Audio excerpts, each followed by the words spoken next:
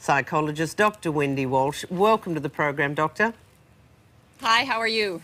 Well, I guess, we saw Kerri in that scene. Is kissing cheating?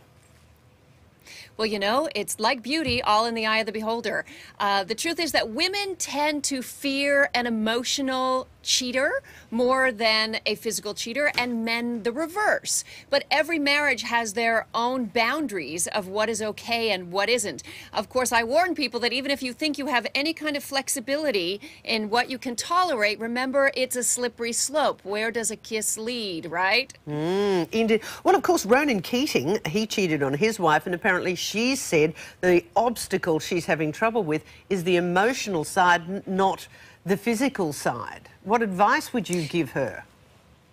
What advice would I give her? Well, I believe that people can forgive and come back into love, and there are plenty of relationships that have had major crises and actually grown stronger afterwards because of the degree of empathy and compassion that they grow for their partner on either side of the ship. So I think it is possible to heal. She comes by her fear quite naturally. I mean, women, one of my favorite studies said, if you found out that your husband was seeing a prostitute once a week for 1 hour, or having long, lingering, platonic lunches with his secretary that you didn't know about, what would you prefer?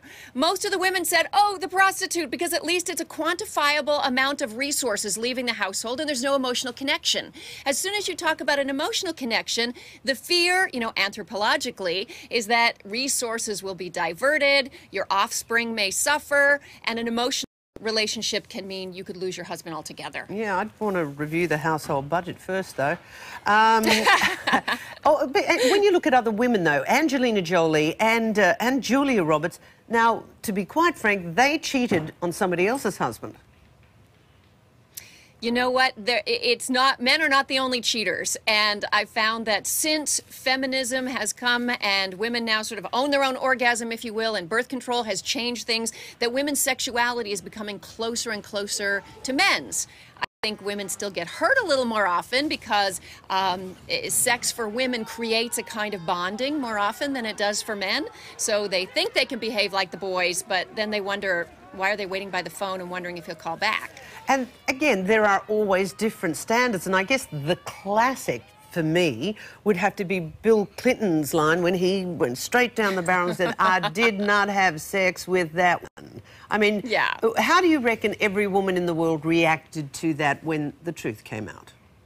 Well, every woman reacted in her own way, because another study that came out recently asked people, what is sex? And you would be surprised, Kerri-Anne, to hear the wide variety of responses. I mean, some people it was if you held hands, it was sex. From the other extreme to if you did everything except that hole, then that wasn't sex. So there's quite a range of physical touch, and people have a place where they call it sex. Okay. And everybody's different. What about cheating online and flirting online? Is that part of the slippery slope, what one has to be aware of?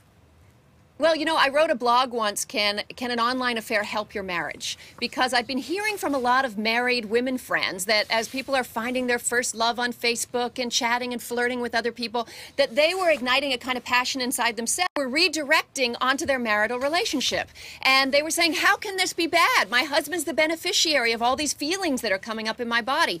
And that makes a lot of sense. The problem is, again, it's a slippery slope. Where are your boundaries? Nothing is better than your own fantasy. So what if you try to make your own fantasy happen in the real world? And it's all about personal boundaries, ethics, ability to stop yourself. But you know what? Whatever it takes to light a fire inside yourself that can help you remind your husband why you love him, or remind your wife why you love her, then let it take place only inside your head, and don't change your behavior. Okay, that's terrific advice, and make sure you've set your own boundaries for your life, your relationship, your marriage, what makes it work for you, and you've got to have no excuses for anybody else.